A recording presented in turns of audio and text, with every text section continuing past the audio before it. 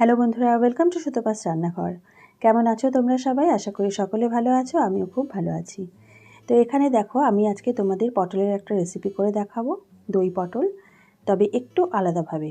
তো এখানে আমি নিয়ে নিয়েছি 500 গ্রাম পটল, আর পটলগুলোকে ছুলে দুই পাশে এরকমভাবে একটু ফাঁকা করে নিয়েছি, যাতে ভেতরে মশলাটা ভালো করে ঢোকে। আর পটলগুলো একটু খোসা রেখে আমি ছাড়িয়ে নিয়েছি। তো আজকে গোটা গোটা পটল দিয়ে আমি রেসিপিটা বানাবো। তো এখানে চলে এসেছি রান্নাঘরে, আর কড়াইতে দিয়ে দিয়েছি 3 চামচ মতন সর্ষের তেল। প্রথমে আমি শুধু নুন দিয়ে পটলটাকে ভেজে নেব। হলুদ দিলে পরে রঙটা বড্ড কালো হয়ে যায়, তাই হলুদ দেব না। শুধু একটু নুন দিয়েই পটলটাকে ভালো করে একটু লাল লাল করে ভেজে নেব। তো এই রেসিপিটা সম্পূর্ণ নিরামিষ একটি রেসিপি। তোমরা কিন্তু নিরামিষ দিন এটা অবশ্যই একবার বানিয়ে দেখতে পারো, আশা করি তোমাদের ভালো লাগবে। আর যতক্ষণ পটলটা ভাজা হচ্ছে, একটা মশলা রেডি করে নেব। এখানে আমি নিয়েছি হাফ চামচ লঙ্কার গুঁড়ো, হাফ চামচ জিরের গুঁড়ো, হাফ চামচ নিয়েছি ধনের গুঁড়ো, আর নিয়েছি পরিমাণ মতো নুন। এটা আমি একটু জল দিয়ে ভিজিয়ে রাখলাম। পটলগুলো দেখো অল্প অল্প লাল লাল হয়ে ভাজা হয়ে এসেছে। আর একটু ভাজা ভাজা করে নেব। আঁচটা কিন্তু আমি এখন মিডিয়াম রেখেছি। তো দেখবে যেন পটলটা পুড়ে না যায়, সেরকমভাবে ভেজে নিতে হবে। আর পটলটা একটু সফটও হয়ে এসেছে। আর এখানে আমি নিয়ে নিয়েছি দেখো বেশ 20টার মতন কাজু, ভাঙা কাজু। কাজুটা প্রথমে একটু গুঁড়ো করে নিলাম। এবার দিয়ে দিলাম 5-7টা কাঁচা লঙ্কা, ঝালটা অবশ্যই তোমাদের ইচ্ছে মতন দেবে। আর দিয়ে দিচ্ছি 1 কাপ মতো দই।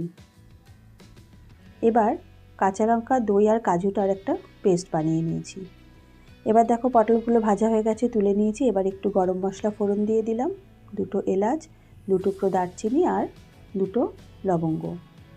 খুব ভালো করে একটু মশলাটা নেড়ে নেব। সুন্দর একটা গন্ধ বেরোলে দিয়ে দিলাম কাশ্মীরি লঙ্কার গুঁড়ো হাফ চামচ, আর দিলাম অল্প একটু হলুদ। এটা খুব সুন্দর একটা রং আসবে, তাই জন্য আগেই আমি তেলের মধ্যে লঙ্কার গুঁড়ো আর হলুদটা দিয়ে দিলাম। একটু ভালো করে নেড়ে চেড়ে নিয়ে আঁচটা কিন্তু আমি একদম কমিয়ে রেখেছি, যাতে মশলাটা পুড়ে না যায়, সেই খেয়ালটা কিন্তু রাখতে হবে। এবার যেই মশলাগুলো ভিজিয়ে রেখেছিলাম, লঙ্কার গুঁড়ো, জিরের গুঁড়ো, ধনের গুঁড়ো আর নুন দিয়ে, সেই মশলাটা দিয়ে দিলাম। এবার মিডিয়ামের থেকে একটু কম ফ্লেমে খুব ভালো করে মশলাটা কষিয়ে নেব। মশলা থেকে যখন তেল ছাড়বে, তখন আমি বাকি জিনিসগুলো দেবো।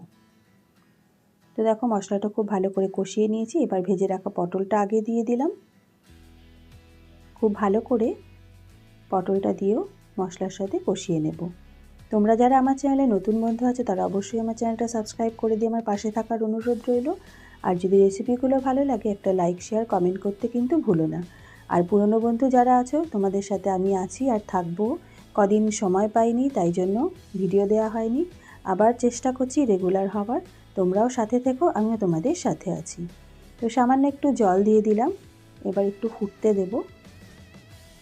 ভালো করে নেড়ে অল্প একটু জল দিয়ে এবার পটলটা একটু সেদ্ধ হতে দেব, আর একটু ঢাকা দিয়ে দেব।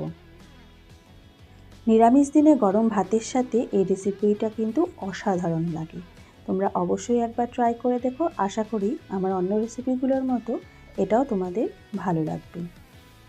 তো দেখো জলটা একটু শুকিয়ে গেছে, পটলটাও খুব ভালো করে সেদ্ধ হয়ে গেছে। এবার আমি ঢাকাটা খুলে নিয়েছি।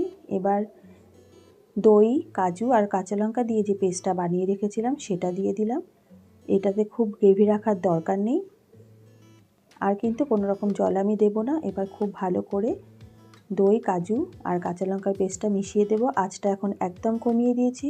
আর এখানে আমি দই ইউজ করেছি, কিন্তু একদম রুম টেম্পারেচারে রাখা। ফ্রিজ থেকে বের করে সাথে সাথে দই দিয়ে দেবে না। আর দই দিয়েই মশলার সাথে খুব ভালো করে তাড়াতাড়ি মিশিয়ে নেবে, আর আঁচ রাখবে একদম কমিয়ে, তাহলে কিন্তু দই আর ফেটে যাবে না। খুব ভালো করে মিশিয়ে নিয়ে এবার একটু ঢাকা দিয়ে দেব, আর একটু রান্না করে নেব 5 থেকে 7 মিনিটের মতো।